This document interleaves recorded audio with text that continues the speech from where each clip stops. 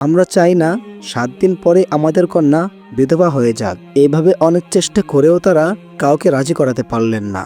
তাই হযরত আলী ও হযরত ওমর রাদিয়াল্লাহু তাআলা আনহুমা মদিনার পথে পথে বিভিন্ন জায়গায় পাত্রী খুঁজতে লাগলেন, কিন্তু তারা কোনো উপযুক্ত মেয়েকে খুঁজে পাচ্ছিলেন না। খুঁজতে খুঁজতে একসময় তারা একটি জঙ্গলের মধ্যে পৌঁছে গেলেন। সেখানে দেখলেন একজন মানুষ একটি ছোট ঝুপড়ি ঘর তৈরি করে বাস করছেন। তারা তাকে জিজ্ঞেস করলেন, আপনার কি কোনো বিবাহযোগ্য কন্যা আছে? তাদেরকে দেখে ওই ব্যক্তি বলল, হে আল্লাহর প্রিয় বান্দাগণ, আপনারা আমার মতো একজন সাধারণ মানুষের ঘরে কেন এসেছেন, আমি কি জানতে পারি? তখন তারা বললেন, আমরা রাসূল সাল্লাল্লাহু আলাইহি ওয়াসাল্লামের নির্দেশে হযরত বিলাল রাদিয়াল্লাহু তাআলা আনহুর জন্য একজন পাত্রী খুঁজছি। এ কথা শুনে লোকটি বলল, যদি তাই হয় তাহলে আমার একজন উপযুক্ত কন্যা আছে। আল্লাহর রাসূল সাল্লাল্লাহু আলাইহি ওয়াসাল্লামের প্রিয় সাহাবী হযরত বিলালের মতো একজন নেককার মানুষের কাছে যদি আমার কন্যাকে বিবাহ দিতে পারি তাহলে সেটি আমার জন্য সৌভাগ্যের বিষয় হবে। তখন হযরত আলী ও হযরত ওমর রাদিয়াল্লাহু তাআলা আনহুমা বললেন, দেখুন, একটি শর্ত আছে।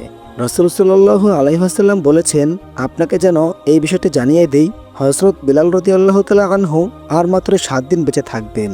এরপর তিনি এই দুনিয়ার মায়া ত্যাগ করে আল্লাহর কাছে ফিরে যাবেন। এই কথা শুনে লোকটি বলল, না, তাহলে আমি আমার মেয়েকে হযরত বিলালের সাথে বিবাহ দিব না। মাত্র 7 দিন পর আমার মেয়ে বিধবা হয়ে যাবে, এটা আমি চাই না। কিন্তু এই 3 জনের কথাগুলো দূর থেকে এই বৃদ্ধ লোকের মেয়ে শুনছিল। পিতার মুখে এমন কথা শুনে সে সামনে এগিয়ে এলো এবং বলল, আব্বাজান, আমি এই বিবাহতে রাজি আছি। আপনি কিভাবে এমন একটি বিবাহের প্রস্তাব প্রত্যাখ্যান করতে পারেন, যে প্রস্তাব স্বয়ং আল্লাহর রাসূল সাল্লাল্লাহু আলাইহি ওয়াসাল্লাম নিজেই পাঠিয়েছেন? সে আরও বলল, আব্বাজান, আমার জীবনে যত কষ্টে আসুক না কেন, আমি রাসূল সাল্লাল্লাহু আলাইহি ওয়াসাল্লামের এই নির্দেশ পালন করতে চাই। অবশেষে সেই মেয়েটির সাথে রাসূল সাল্লাল্লাহু আলাইহি ওয়াসাল্লামের প্রিয় সাহাবী হযরত বিলাল রাদিয়াল্লাহু তাআলা আনহুর বিবাহ সম্পন্ন হয়ে গেল। বিবাহের পর হযরত বিলাল রাদিয়াল্লাহু তাআলা আনহু তার নববধূকে বললেন, হে প্রিয় স্ত্রী, তোমার কাছে একটি কথা জানতে চাই। আমি তো আর মাত্র 7 দিন এই পৃথিবীতে বেঁচে থাকব। এটা জানার পরও তুমি কেন আমাকে বিবাহ করলে? 7 দিন পরে যে তুমি বিধবা হয়ে যাবে।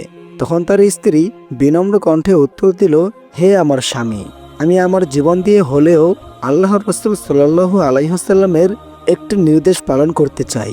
এই নির্দেশ পালন করতে পারাই আমার জন্য সৌভাগ্যের বিষয়। আর আপনার মতো আল্লাহর নবীর একজন প্রিয় সাহাবীকে স্বামী হিসেবে পাওয়া, এটা তো যে কোনো মেয়ের জন্যই পরম সৌভাগ্যের বিষয়।